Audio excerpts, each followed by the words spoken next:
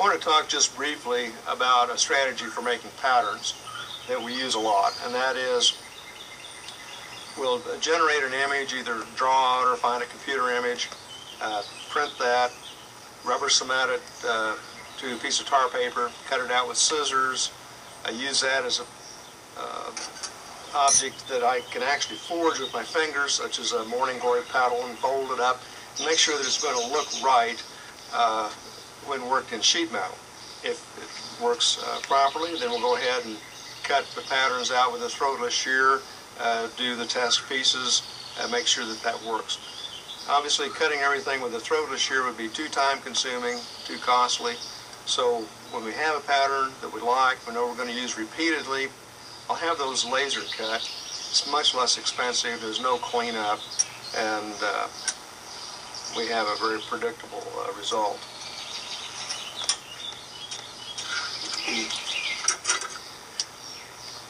The simplest operation for which the pedal hammer was designed was some of the veining work that had to be rather accurate, and it is tedious.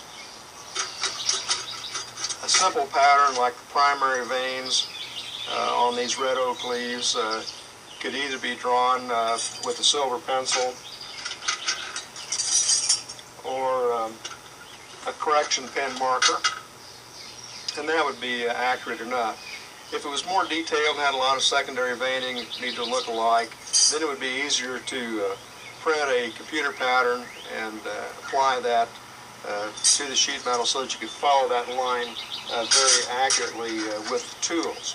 For instance, this is a sales tag that we use with our little Persimmon logo, and so we want each one of these to come out looking very self-similar. So having the computer printed pattern on the blank helps us produce the little Persimmon, and then we'll attach this to a piece of artwork with a wire and write the price on the back, and when it's sold, clip it off and reuse it.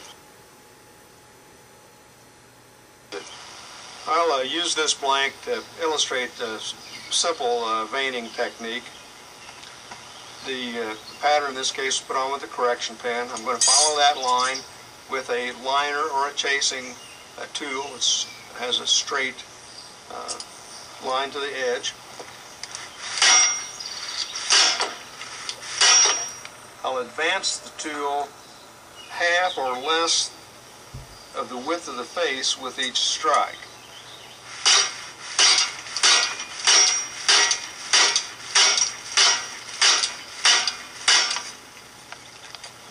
And that'll produce a smooth, continuous line that any subsequent tool will follow. It won't come out of that groove. Using it in this simple manner alone has made the hammer pay off for me, but it can be used for a lot more complex applications. Chasing and repoussé work is an example of more complicated things for which we use the pedal hammer. And an example is this album cover for one of our portfolio albums. This is done in 16 gauge mild steel. I did not keep a timesheet on the project since I was doing it for myself. It was one of the early pieces that I did. I estimate that there were about 10 hours of work in the piece.